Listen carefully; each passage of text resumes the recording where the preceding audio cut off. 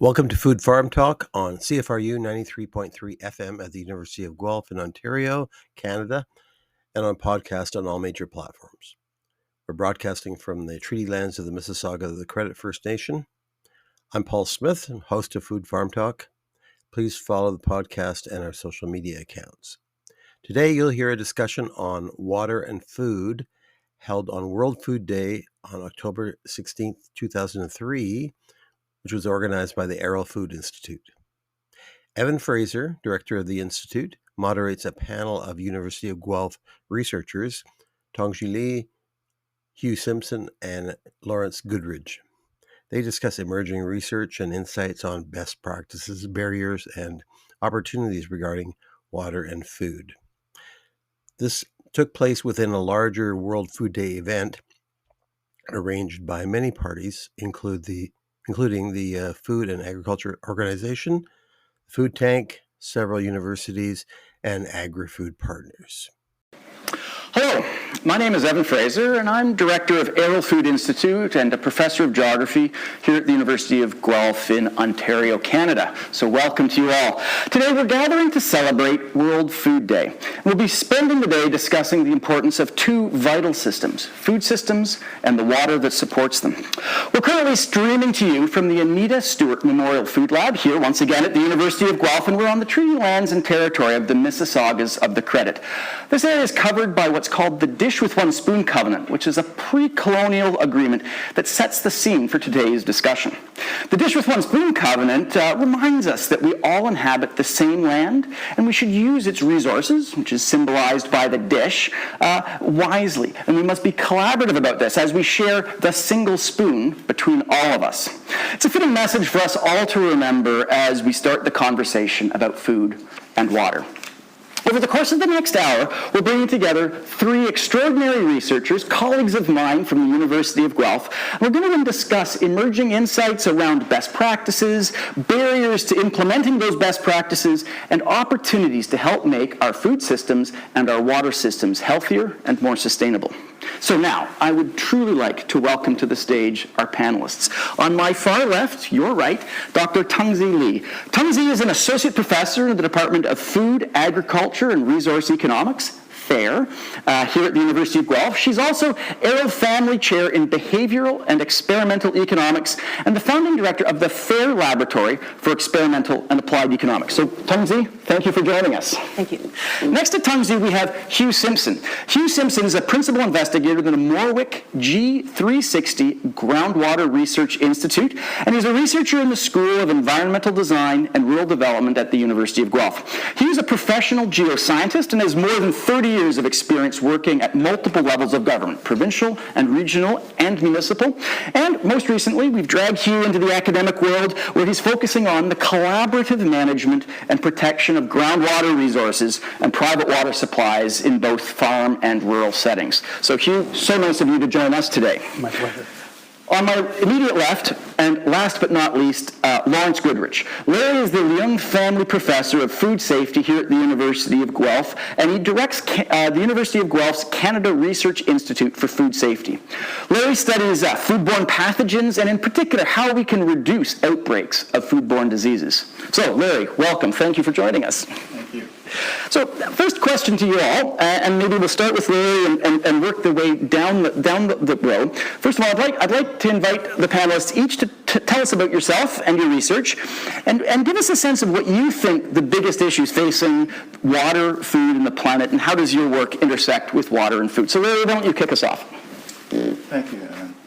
So, for me, a major issue facing the planet with respect to food and water is the fact that both food and water, and I note that water is a food. We ingest it, and we certainly cannot make solid food without it.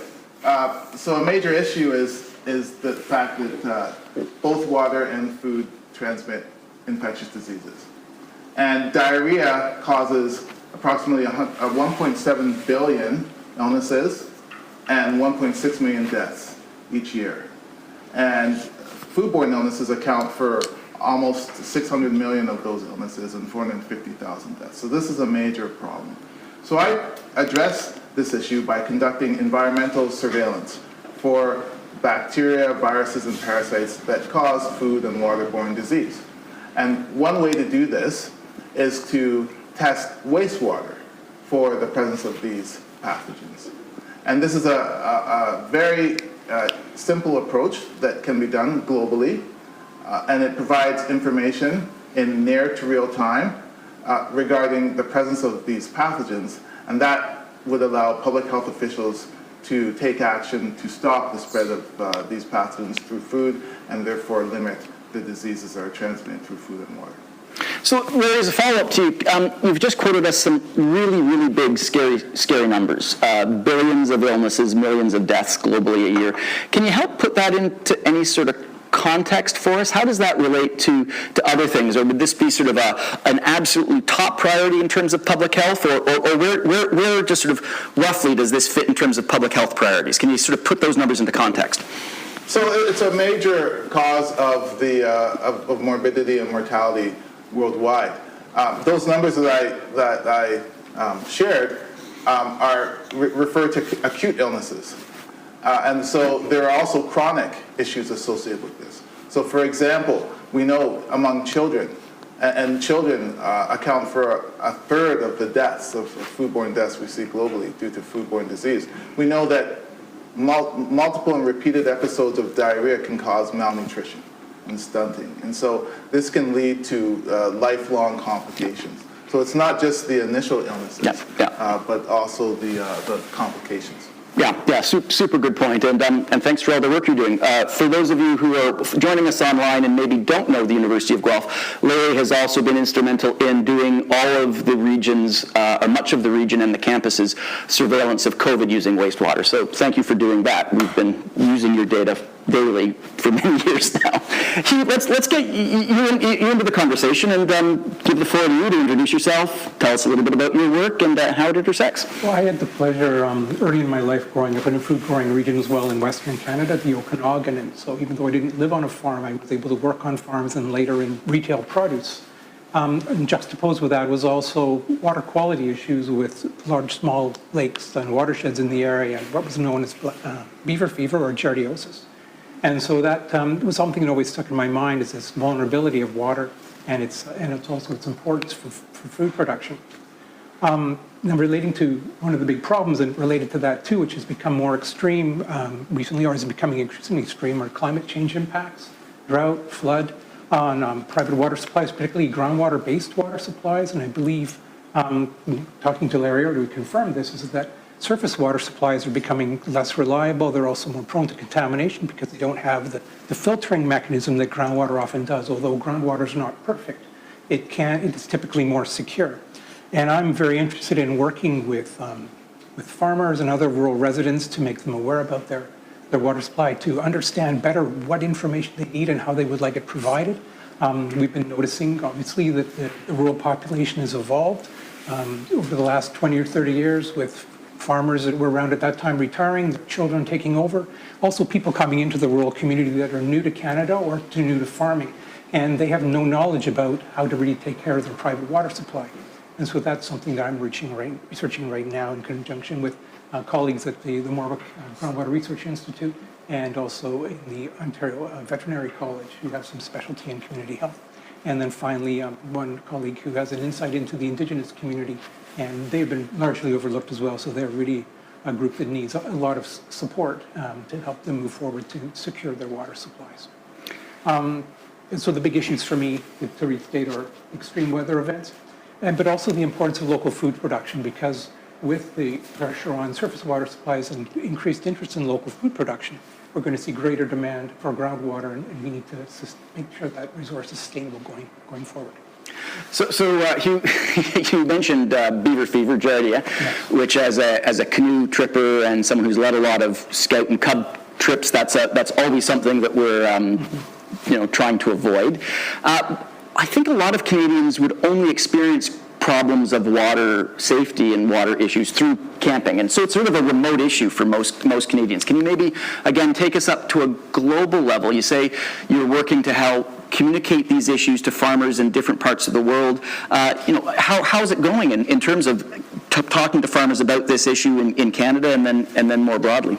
Well, I'll talk a little bit more about the research I'm doing. I've been very involved in a program for most of my professional life called the Environmental Farm Program, which is a risk assessment and risk management tool that farmers can do. It's a series of worksheets that help them rate their property and then come up with measures they can take to reduce the risk. And that's been spread across Canada from Ontario. It started in the early 1990s and has also been emulated in other parts of the world. And so one of the projects I'll talk about also is a reproduction of the Waterborne BMP book, which was done 20 years ago. And we've got a partnership with the Groundwater Project, which is housed at the University of Guelph through my former master's supervisor, Dr. John Cherry.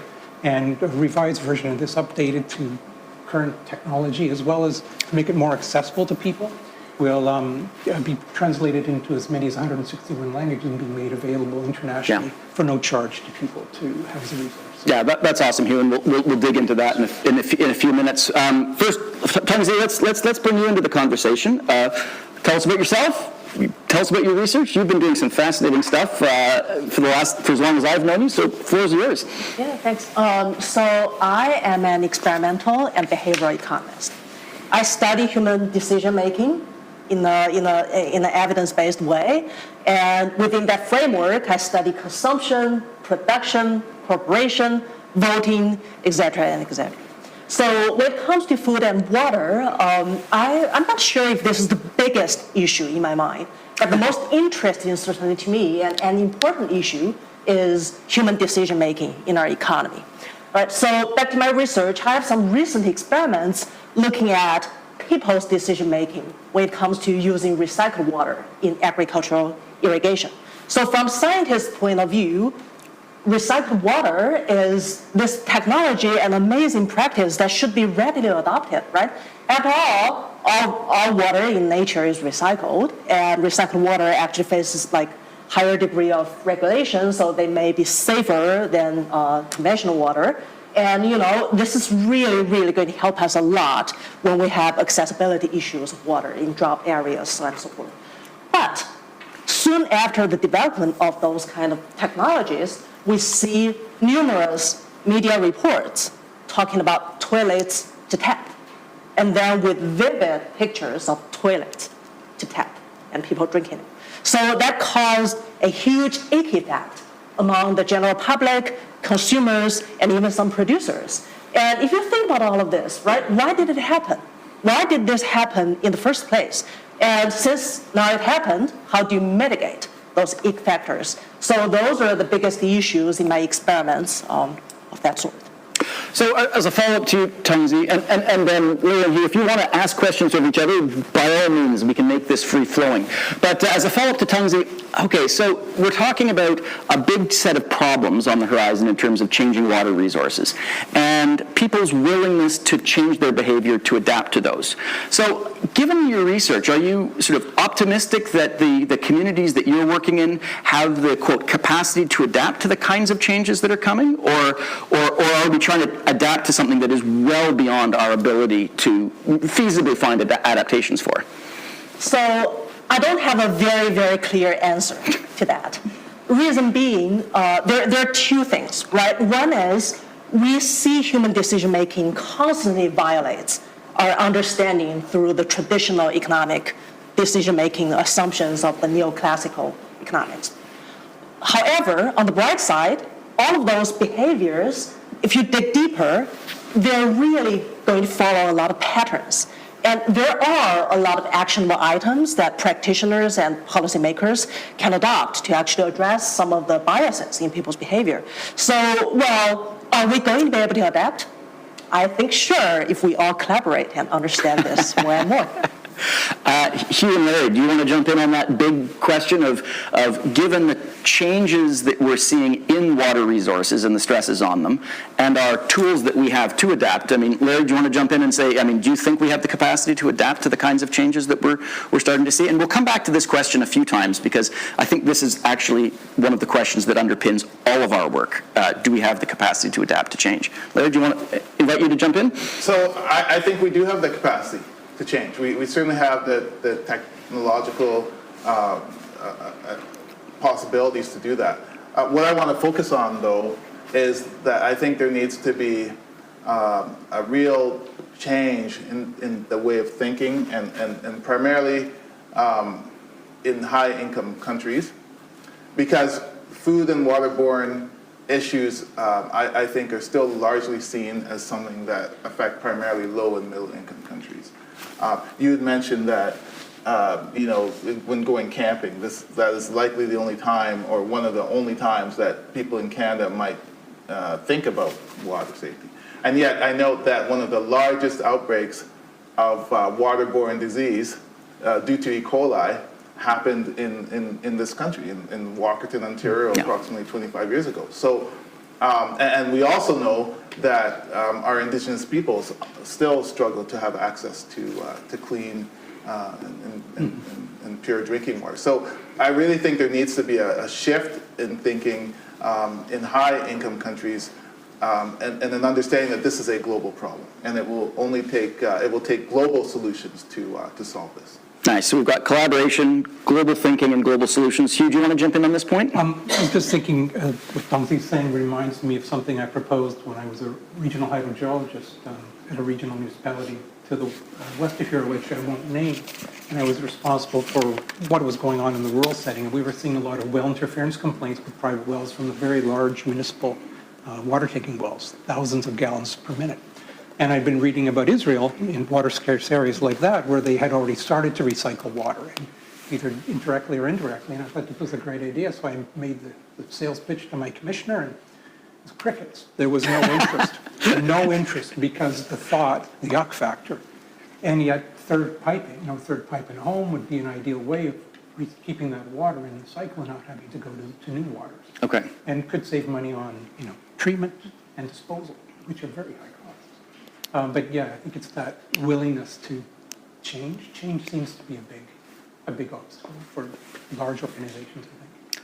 Yeah, I think we're all working in a context where we desperately want the world to change and be more adaptive, and are constantly scared and frustrated that sometimes our institutions seem to put brakes on change. Hugh, let's stick with you for a minute. What are, in your field, some of the new and exciting developments that are getting you, full of energy when you get up in the morning? Well, I'm a geographer, so I have Good, so am I. Broad views, and I was initially very technical in my studies, and did hydrogeology as a master's, and planning at the same time. But as I started to look into the topic of groundwater management, I realized it was much less technical a problem than a behavioral one. Yeah. And the thing that excites me is this growing use of collaborative community-based management approaches. And I'm involved with a project now to do transdisciplinary, which is where you, as a research team, work with the community you're going to be working with, not to study them, but to involve them in a study of something that's of a worry to them. And private water wells, say with First Nations and farms and other rural residents, is something that's very much a problem in many cases, particularly during times of extreme weather, because their wells can become contaminated, or more likely they're going to be affected by drought, particularly shallow wells, which don't have a lot of freeboard, if you will, in the well to deal with. So what you have to define freeboard. I don't know that word. Well, that's the depth of water. I'm using a nautical term, but the standing water in the well that's available to use in the home. And so it's important to work with communities using an approach like this to find solutions that make sense of them. They may be the very same as you'd find with a technical approach, but it's the language that's used, it's the way it's presented, and are the people's interests, values, and beliefs represented in that information. So it's that collaborative approach that excites me. And we have a project to do that, 3 years, and to study the redoing of this book, which is was developed with farmers. I'd say the farming community has evolved since then, from a planning and from a veterinary medicine point of view, as well as the engineering point of view. And very excited working with a very diverse community groups, a series of groups. And we're going to work with organizations rather than individual communities, because we feel they would have a better overview of what the communities want and need, and are able to best express that in a timely manner. That's the big thing, is people just don't have time. There's so many draws, particularly on First Nations communities get involved in research. We're trying to make this as effective and efficient as possible in that way. Nice. I'm hearing lots of language like collaborative, transdisciplinary, global, community-based, pulling out the keywords out of this conversation. Tamsi, why don't you jump in, and what gets you excited when you get up in the morning about your work? Let me give you an example of my current findings. Okay, so a couple of years back, I brought my research team and went to a wine festival, and we did an experimental auction with a bunch of people. What we wanted to know is what are people's bidding behavior when the wine was produced with grapes irrigated with recycled water or with conventional water. So we set it up and we asked people to bid on 3 different products: recycled, conventional, and unspecified, meaning that it can be 50% chances of either recycled or conventional. So what we found was our participants bid higher when it comes to conventional water compared to the recycled water. But most strikingly, the highest bid came from the unspecified. Isn't that really interesting? This violates our economic thinking, right? If there's uncertainty, it's either A or B, and you have different preferences for A and B, the unspecified should lie in the middle. But people actually bet significantly higher when it was unspecified. And then we actually dug a little deeper with multiple replications in different settings, and we all replicate that sometimes consumers do not want to know. So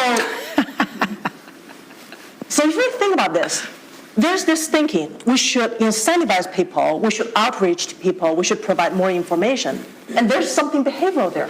So without evidence-based decision-making behavioral studies, how do you know that people actually prefer not to know? All right, so one of the things I love about working with you, Tongzi, is the embracing and commitment to collecting data to understand these things. I'm more of a qualitative social scientist, so we come at the world using different methods. Do you have any more qualitative insights as to why that would be? What's going on in a person's brain, psychology, their sociology? Are there qualitative things that might be going on that allow a person to say, or lead a person to say, I would pay more for something I don't know about? So, I can't change my field of study. I'm a quantitative economist, but at the same time, I think we can actually extrapolate some of my evidence into some of the qualitative insights. So, summarizing all of my experiments so far, I think a lot of the times it's when people have competing thoughts in their head, right? So if I opt for recycled water, there's that ick factor or yuck factor, right? I really do not want to think that I'm drinking sewage water when I'm drinking that's water. fair. That's fair, right? But then on the other hand, I also do not want to admit that I prefer conventional water. That makes me a bad person. Especially when we talk about, there's California where Napa Valley is located, and, recycled water can help with a lot of things. Conventional water, on the other hand, is still going to, do bad to the environment. I do not want to drink recycled water. I do not want to think that I prefer conventional water. So I prefer not to know. When it's unspecified, yeah, sure. That is a great answer. I love that. I'm going to think about that. Larry, let's get on to you. What in the field of research you're working on, what are you most excited about these days? So I'm excited about the possibility of some of the more recent technological advances that could be employed to improve primarily water safety, because a major source of contamination of food is the water used to produce that food. And so, for example, these include advancements in sanitation, so development of more efficient toilets and effective toilets that could be used in low resource settings. Also, developments in wastewater treatment facilities, which are urgently needed in both urban and rural areas. And again, as I said earlier, this is not just an issue in low and middle income countries. We know in Canada, for example, we're seeing increasing issues with sewage overflows from water treatment plants due to extreme rainfall events. And so, and we have aging infrastructure, so we need these improvements, these technological advancements to solve that. The tools, very simple tools that can be used to test foods in resource limited settings to ensure that they're safe, so that people do not consume them. And then lastly, food preservation systems. So most of the foodborne illnesses that occur globally are due to fruits and vegetables, and that's because we don't cook them. We tend to consume them raw. And so we really need to take advantage of some of the recent advancements in food preservation to develop sustainable approaches that can be used, particularly in places with limited access to electricity, that could be used to improve the safety of these foods that we consume raw. All right, so Larry, I'm really glad you've mentioned technology, because I feel quite strongly that novel technologies linked with robotics and AI and genomics and 3D printing, and I know your lab uses a lot of 3D printing, these technologies give us new ways of producing food and processing food, packaging food, and that some of the problems we're facing as a global society can be addressed through technology. So, but then there's always this behavioral question that Tungzi and Hugh are talking about, which is sort of better communication and global mindset and collaboration. Can you just sort of step back from the specifics and reflect on technology versus human behavior, and where in the world you're working in the sort of the right wins are, where the wins exist? Yeah, and that's a wonderful point. And Hugh, I think you really frame this discussion on this aspect. So with respect to human behavior, as we know, we may have all the technological advancements in the world, but if people do not accept or utilize those, then we will still have the problems that we have. And so in my work, I try to focus on education of the human population with respect to the problems that we face with respect to food and water contamination. And we're talking about it today, but it's important to understand that for many people in the world, it may not be obvious that food and water can become contaminated and are a source of disease. So education around that is imperative. We can use and do use social media platforms to do that, although I note that a potential challenge to that is the rise of disinformation. Yeah. And so moving forward, that is something that will have to be addressed. I think I also spend time educating those in government agencies and those who can affect policy change with respect to the need for globalized sharing of data. We don't share data very well as a population. And I think that is some very low-hanging fruit that can really help us begin to address this problem. Hugh, why don't you jump in here? I mean, you're sort of an expert on public communication. Larry, I know, gives a lot of his time to public communication. Well, what have you learned about the best practices in terms of communicating with, you working largely with farm and rural communities, but that or more generally? Well, there's two sides to that question. I was trained in government how not to answer a question. Of course, actually, apparently I was quite good at that because I got some high-level training on that. But I think the best thing to do is often just sitting down and meeting with people. Yeah. And I did mention this environmental farm plan program. It's a 2-day workshop format where people come together as a community. They're fed, which is usually often important. There needs to be some kind of immediate return, and food is often a good one. But they work through their property, and they develop an understanding of what's basically a risk on their property. And it may not be environmental. It may not even be health. It might even be something that's financially based. And then they come up with a series of what are known as best management practices. These are things that are they can be implemented, they're economically feasible, and they're also going to work with the operation that they've got. And it can apply, there was a version of it done by Wayne Caldwell a few years ago in Cedric, School of Environmental Design and Rural Development, with a colleague at Huron County Health, where they took the model and they expanded it to cottages and to rural residents. But it's just a lot of people don't know what they don't know.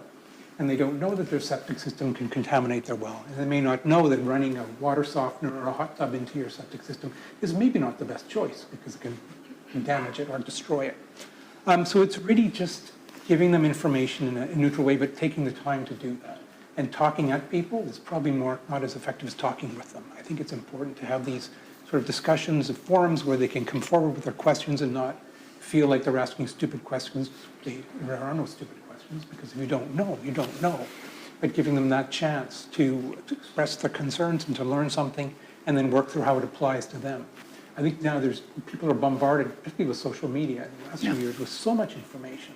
And disinformation, to Larry's point. Disinformation too, and I saw something about instead of using traditional atmospheric water, which is water that comes through the hydrologic cycle, you should be drilling to get water that's created by magmatic processes, so volcanoes. And I thought, well, that's insane, because that water usually has what's not suitable for drinking, and you would not be able to access it with normal drinking. But that doesn't matter. It's just some way of discrediting what is a normal system, because it's that whole doubt and question around government and technology.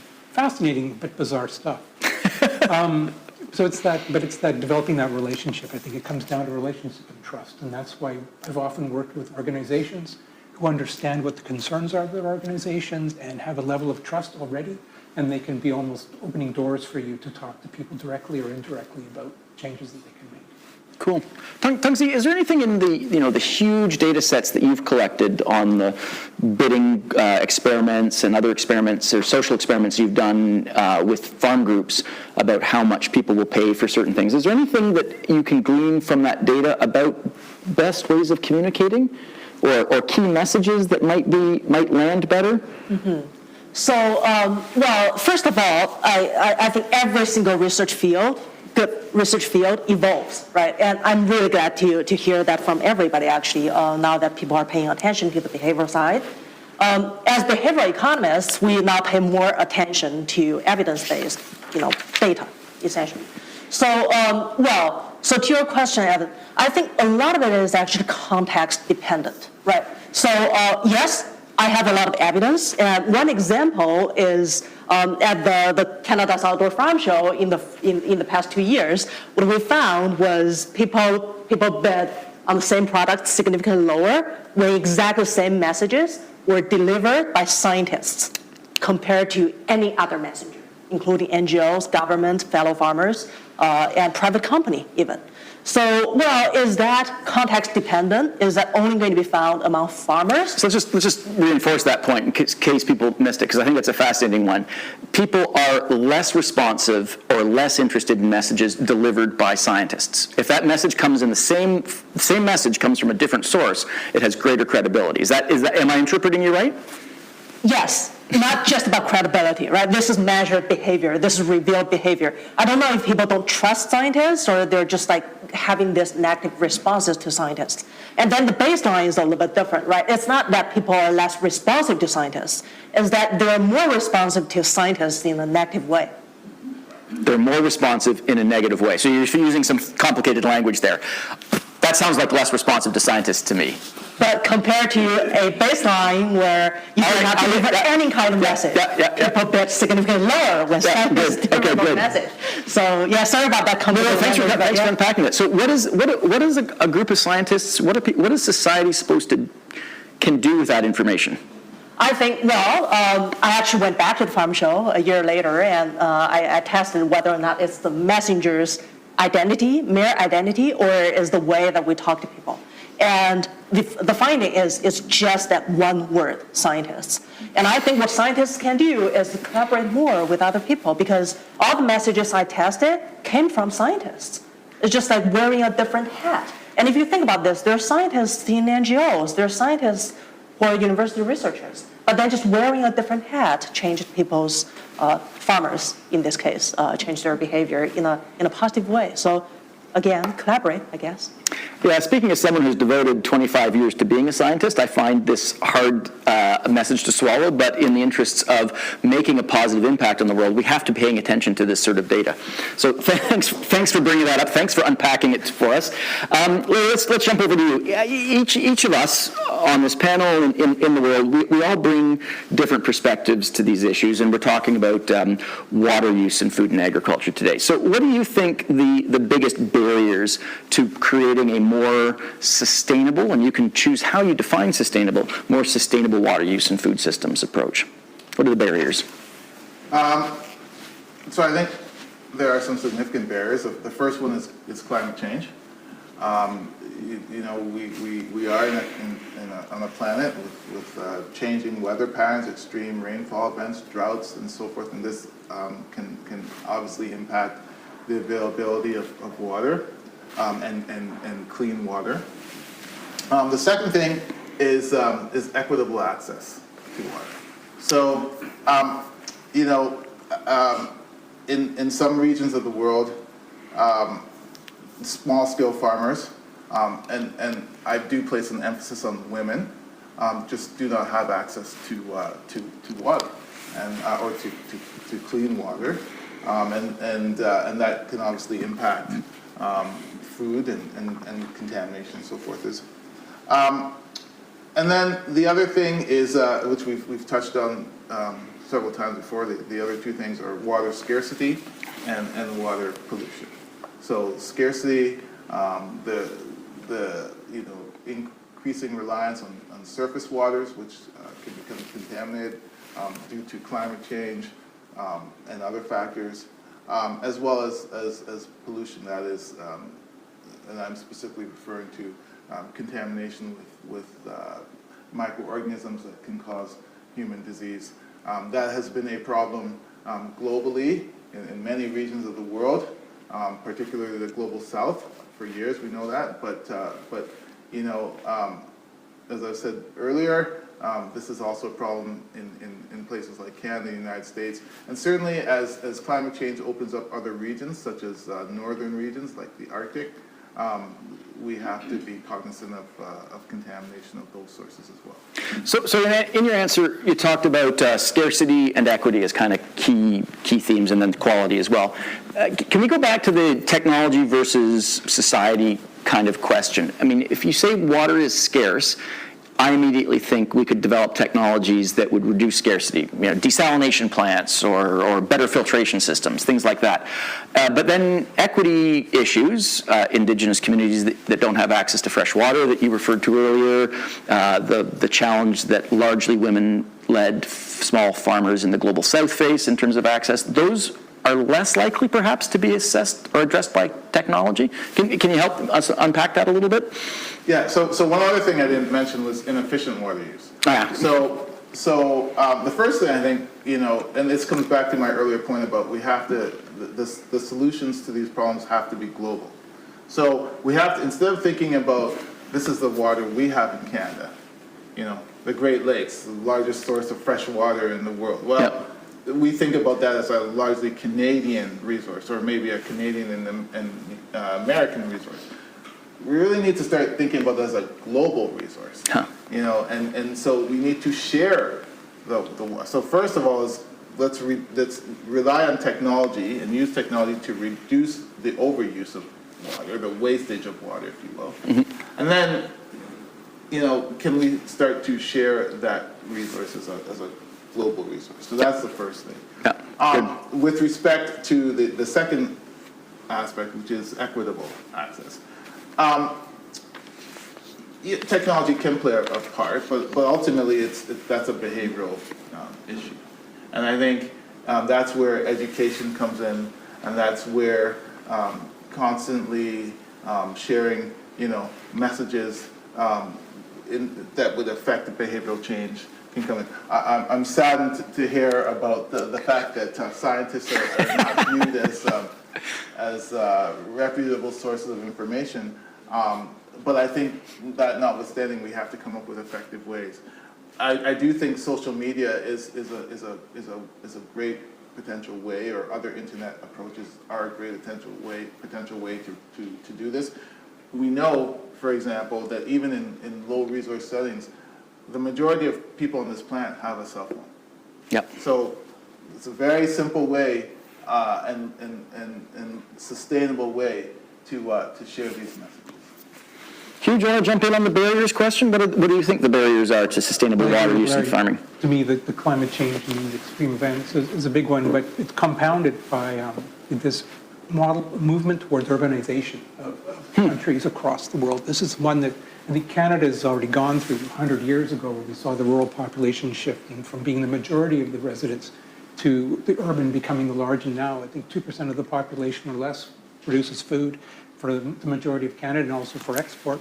I understand in other countries internationally, they're seeing this movement of people from the countrysides, rural areas, to large these mega cities, which creates demands for water and for food. The trouble is these mega cities grow out onto the prime agricultural lands, displacing food production, but also putting unsustainable demands on water, particularly groundwater, to sustain that food production. And then combined with that are the increasingly frequent and extreme events like flooding and droughts. And it's also you just don't know when they're going to come.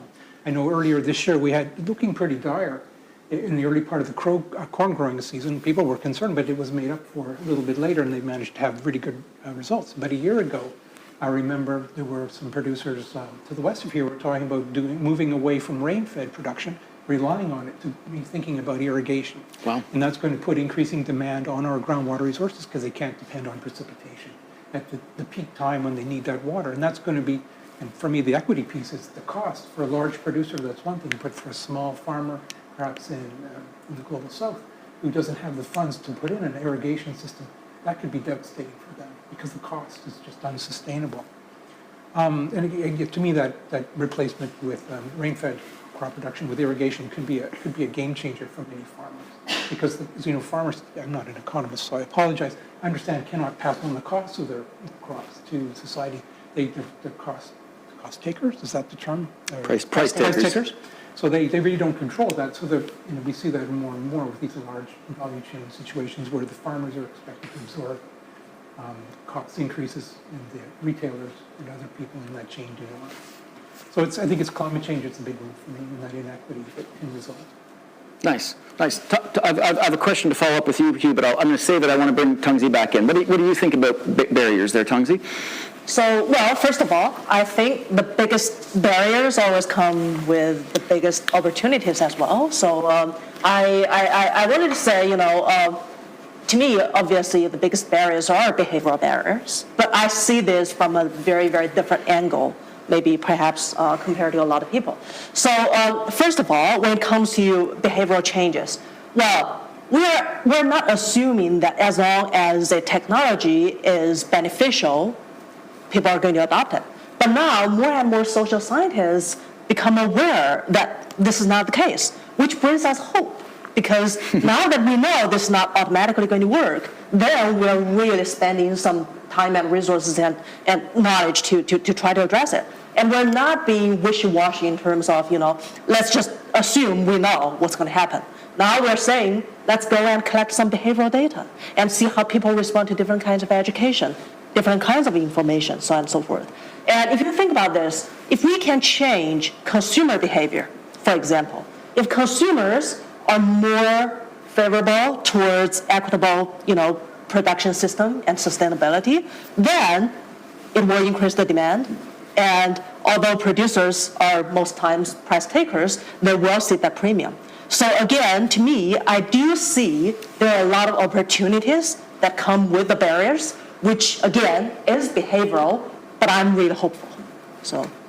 That's great. Okay, a follow-up question to all three of you, and I'll let you ponder who wants to jump in first. Last week, a number of us were in Toronto, and we participated in the launch of a new organization called the Canadian Alliance for Net Zero Agriculture. That's a collaboration, so that word again, collaboration between some very large corporate players, some producer groups, some really great non-governmental organizations, and we're very excited about creating sort of an incentive structure or set of programs that will lead to reductions in climate change.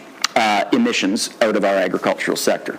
I had an interesting conversation with a producer last week who farms about 30,000 acres of land in Saskatchewan. And they've had a very, very dry summer. So this is the link to the water conversation. And I asked this producer, his name's Christian Herbert, and I said, how was your summer this year? Because it was really dry in the part of the country you were at. And he said, well, Evan, he said it was better than I expected. It wasn't great, but it was way better than I expected for two reasons. And this is where I want you to get you to reflect on. One, we had a pretty good amount of rainfall last fall, so it filled the soil up with water. And second, I've been investing in conservation tillage practices which have allowed the soil to build up with organic matter. And organic matter is important because it acts like a sponge. It holds on to that water.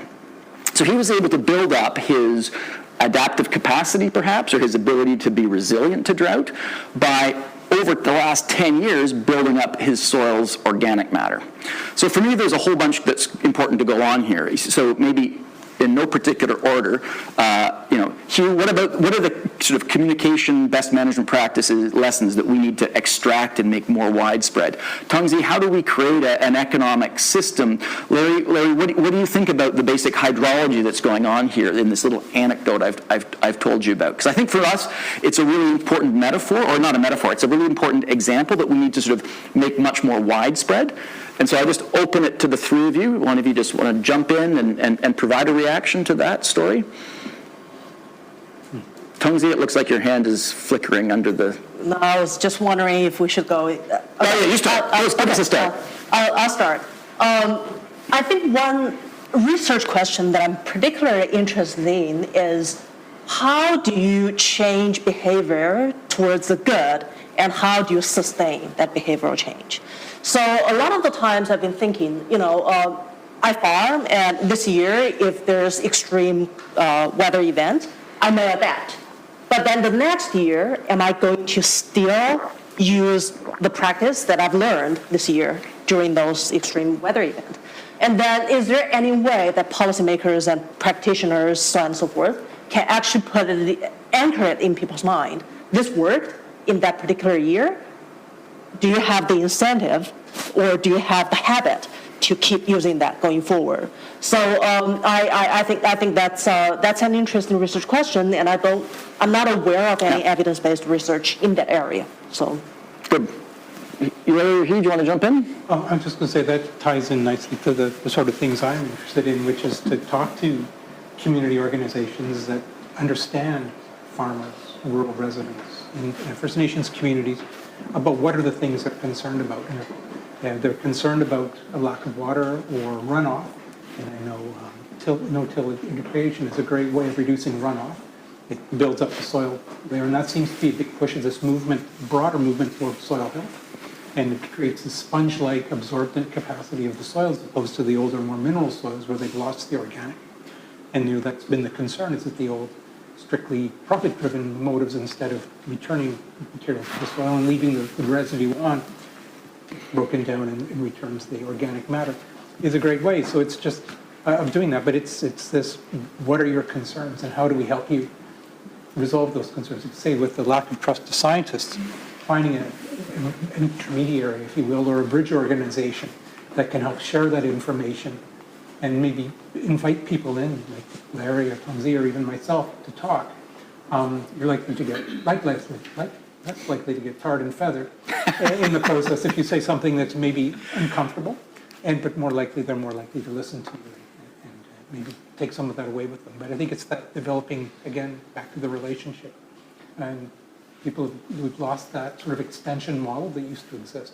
I know the University of Guelph had an amazing history, really world history of 150 more years ago, where farmers, researchers, and government worked together to solve problems that suited the Ontario climate and improve agriculture here. And it's become a little more reductionist kind of approach. And I think going back to the more holistic approach, bringing the science to bear through the community groups and working with the farmer organizations would probably be very helpful. Larry, do you want to jump in on this one? Yeah. So listening to both of those answers, for me, the first thing I take is, and to follow up on what you've just said, and also this issue of scientists and not being trusted, is relationship building. Yeah. So we have gotten away from forming relationships with those who produce food, and I think those have to be rebuilt. And because rebuilding those relationships should ideally then lead to trust, which you said how the University of Guelph used to do this. Certainly in the United States, they have a very well-developed extension program between universities and food producers, and that has really helped, I think, to spread science. Because science, to me, is a major way to solve this problem. So you mentioned the farmer in Saskatchewan, using scientifically researched and validated principles to retain water in the soil. So there's a wealth of that knowledge out there already. We don't have to develop new technology, it's already there. How do we put that information into the hands of those who produce food in a way that they will trust what we're saying? On the other hand, so water retention is needed in some areas. On the other hand, there are places where there's too much water because of flooding and extreme events. So, what can we do to solve that? So, I think for me, it begins with rebuilding those relationships, taking advantage of the enormous use of the enormous wealth of research, global research that already exists that could be used to begin solving these problems. Things like pest management for crops and so forth, which are becoming increasingly important as the climate changes. And then by rebuilding those relationships, developing that trust so that the information provided will be acted upon. Great. All right, last question, or depending on how quickly you answer the second last question as we run the clock down on this discussion, where do you think the right leverage or intervention points are? Like, where does change start from? Are we needing to communicate directly with farmers, or is this a job for communicating more with banks to get financial incentives organized in a different way? I'd like to sense your sense of priorities as to who you think we should be targeting with these sort of communication messages. Perhaps not scientists, but you can make that determination yourself. Hugh, can we start with you on that one? Yeah, I think going back to, be repetitive, I think education is an important one, and I brought a prop, of course. It's always good to have a prop. Is just encouraging people to sample their water supply. And this is available locally through the public health units. Many jurisdictions have them through the public health units where they take a sample, ideally 3 or more times a year, to just find out what the basic water quality is in that in terms of indicator bacteria. Is their well secure? Is their private water secure? Well, some people probably do it for cottage surface water supplies, but I'm pretty sure there you're going to get guaranteed you're going to get something in there you don't want to drink. But that to me would be the first line of action, is just getting people to test their water supply. Larry mentioned the Walkerton tragedy a number of years ago. The water supply testing went up exponentially for about a year after that, and then it's dropped back down. This was complacency.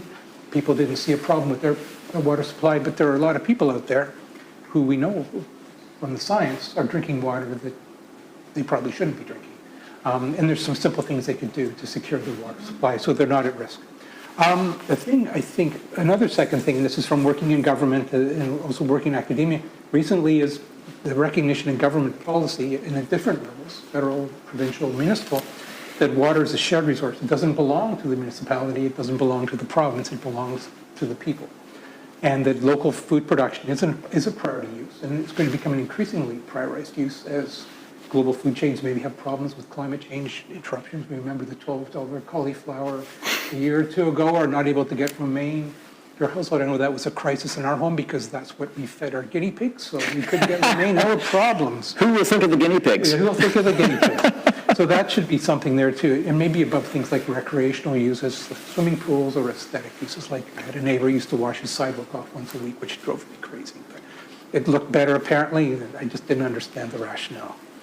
And then also, this is more of a pragmatic approach in empowering public health to get involved again. I think they've been under a lot of stress with the pandemic. I'm not sure how the public views public health anymore. I know there were some people who took issue with the restrictions put on their actions during the pandemic. But there's cases where, and also empowering landowners, well owners, to actually get involved with their own well. There are some regulations in this province that prohibit a person from opening their own well without doing certain things. And it should really be encouraged to open the well, look at the well, see if there's leakage in the well casing, to measure their water level to see how much water they've got in their well. It's just like any other piece of infrastructure, and you need to maintain it, you need to understand it. If you ran your car for 20 years without looking under the hood, or having somebody else do that, you would have probably a car that didn't work. And it's the same thing with wells. I had a phone call once, I'll close with this, from a rural resident who said, "You've shut off my water." And I said, "Well, where are you located?" I was working as a regional hydrogeologist And he said, well, they were out in an area. And I said, well, you're outside of our service envelope, so the municipality does not provide you with water, so you probably have a well. I don't have a well.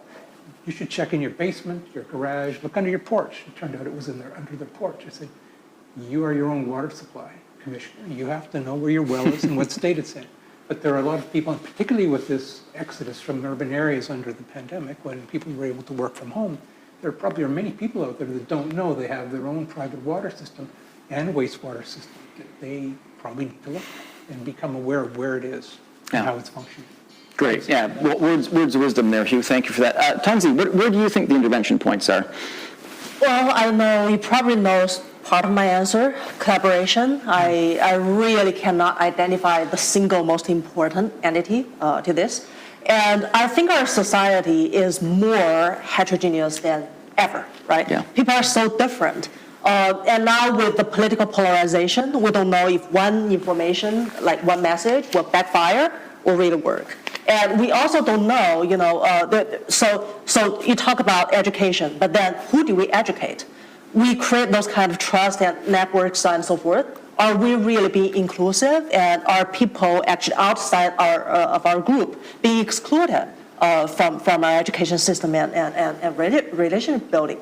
So I think I'll just conclude by saying, water and food are an essential, thing to everybody. So everybody may have an opinion about it. But let's not assume that everybody thinks alike. And not just because I believe this type of message or this type of intervention will work, then I can assume that it will actually work in the world with all the populations. So trust scientists and evidence-based scientific research is probably one type of intervention that we can implement. How do you implement that? Again, come back to the evidence-based social science research, yes, and collaborate. Words of wisdom from you too. Thanks, Tungzi. Larry? Yeah, for me, it has to be at the level of the individual. If there's anything that we've learned, certainly during this pandemic, it's that one cannot legislate change.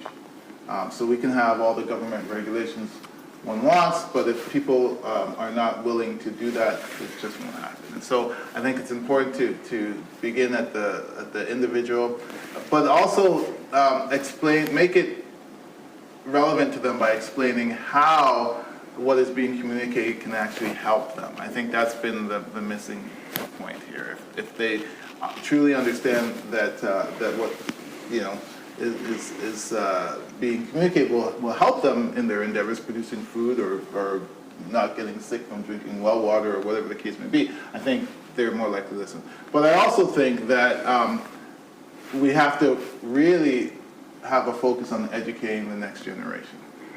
So that would be children. At elementary school, starting at the elementary school level, actually. That's been something that has that we've moved away from as well. And so we find that children have no idea about how their food is produced, or why water conservation is important, and how climate change affects all of that. And I think they are the future food producers. So educating them and starting right at the elementary school level should be a long-term approach that hopefully will begin to have them develop further trust in scientists and the technologies that are being developed.